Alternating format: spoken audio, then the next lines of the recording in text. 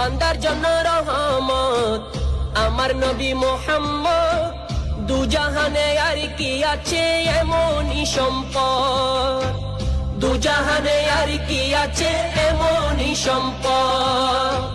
বান্দার জন্য রহমত আমার নবী মুহাম্মদ।